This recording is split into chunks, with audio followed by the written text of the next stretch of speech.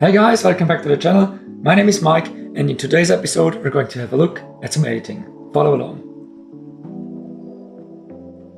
I've been in Norway quite recently, and let me tell you, it's an amazing place.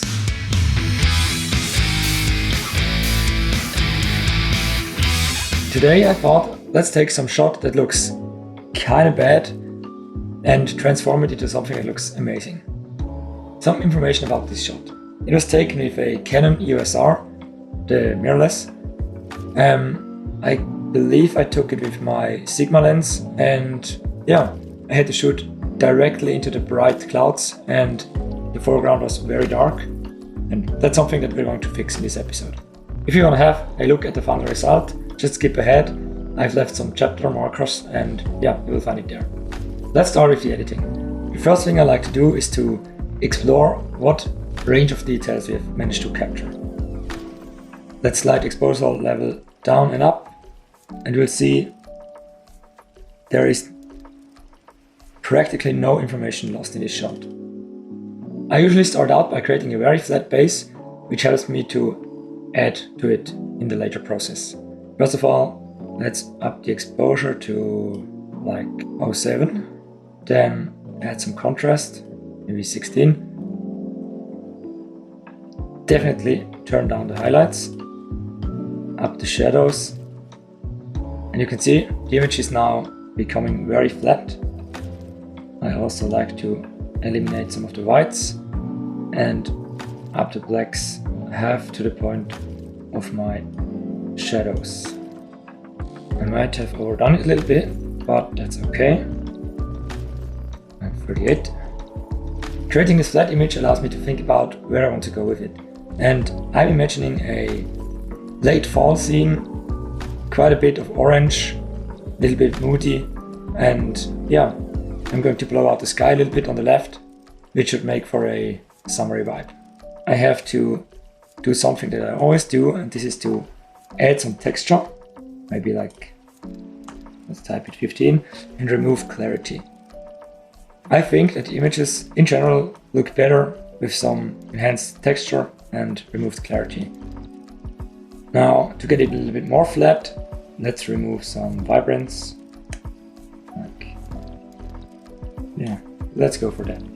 Let's move over to the tone curve. I'm going to use it as a measure to increase contrast. Let's head over to the combined point curve and let's add some contrast. Let's go for that. Let's add something along the lines here. I don't want it to be below this line here, so let's click over here and drag it to 176, 176. Perfect, now the image is way more contrasty. Let's head over to the color mixer. And here you can see 3 categories: hue, saturation and luminance. And at first we're going to edit the hue. As I mentioned before, I want this image to be on the red and orange side. This can be achieved with these sliders over here. If you, for example, use the yellow and slide it all the way to the orange side, everything changes to the orange, and vice versa. Go back to the middle. If you're not sure what part of the image will be changed, you can hold down your Alt key and grab a color, and then the display on the left will only show the color you're changing. Let's add some reds. Let's change the orange to some more red, and do the same with the yellows. 66. This image looks very bad now, but this is a necessary step for me, and I'm going to overdo it way more actually, and then we're going to dial back and we'll have our final image. Let's change the saturation. Let's saturate the reds to like 71. Let's grab the orange, go over the top of it as well. Now for the yellow, we're going to decrease it actually. And in my case, the rest of the colors are kind of useless, so I'm going to reduce them quite a bit to like 70 or something. A good measure, let's do 70 here as well. As you can see, the image now looks very flat and dark. We're going to change this by changing the luminance of each channel. Let's start out with the red. Let's go to 22, do the same with the orange, And you can see the tips of the leaves are now getting way brighter. Let's do the same for the yellow, maybe a little bit more. Let's decrease the greens a little bit. This will give us some darkness between the leaves. And yeah, we could use a little bit more contrast in the sky. This is in the blue channel. Let's take it and leave it like that. Over the years I've created my very own style, and this includes to change the camera calibration. And yeah, so let's do this. If I change the red primary hue, you can see everything that is red as it's displayed changes accordingly to yellow or magenta, I think. Let's go with plus 34. And the saturation should be a little bit up there, maybe like 12. The image is now way less red. It looks actually a little bit more natural now. And yeah, let's go from here. The green hue, I'd like to shift it towards the blue, like 19, but I don't change the saturation at all.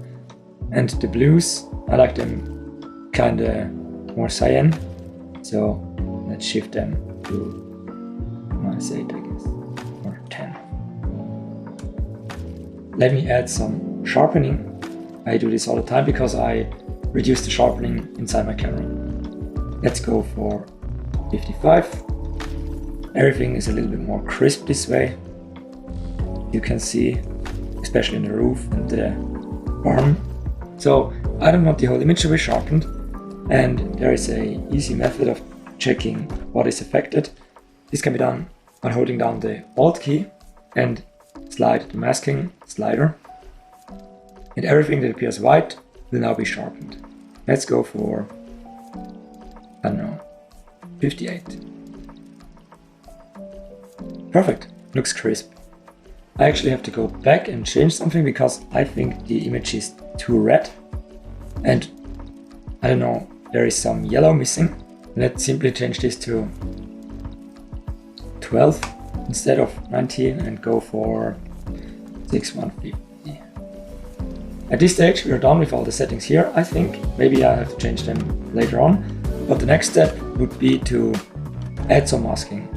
The first thing I like to do is to add some vignetting. You could do this with the normal menu, but we can also add a radial gradient over like this part of the image, invert it, and dial down the exposure to, yeah, like so. Perfect. Next step would be to darken down the bottom of the image because I want the focus to be on the HUD in the middle. Let's do a linear gradient. Let's go from here to maybe here, because I want to preserve the very bright highlights of the wheat. Let's go down to -36. Looks great in my opinion. Now let's add the biggest mask, the one I like the most. This one is to change the image's atmosphere. At the moment it looks very dull, it looks like the sky was overcast, when in actuality this is only because the camera kinda sucks at shooting into direct sunlight.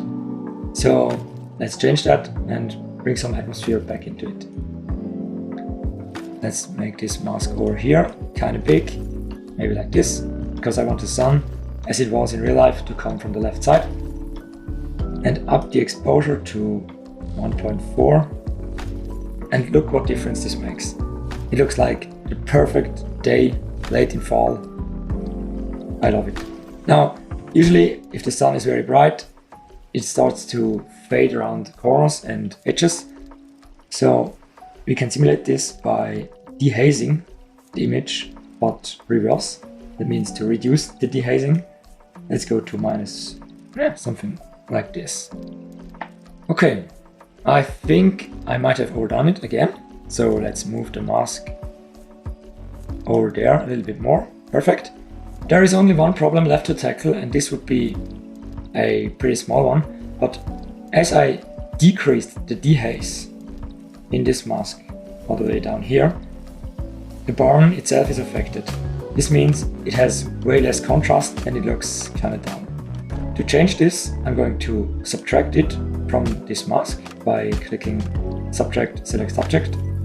Okay, as you can see, we managed to find it. If it doesn't, you might have to fade it out by hand with the brush.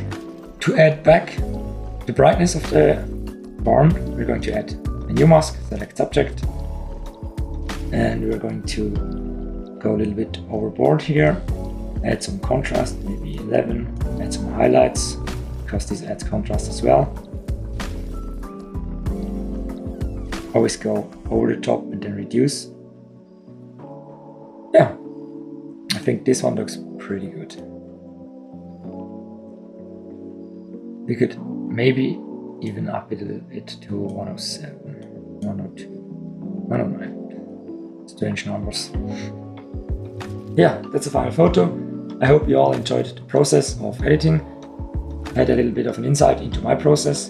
And now if you compare it with the before, it's a really big difference, but I like to grab some image that looks very boring, cold, dull, and change it to something that looks more pleasant and happy. Yeah, let me know if you like the final product, if you had done something different, and yeah, if you have any questions, let me know. Thank you for watching. See you next time. Bye.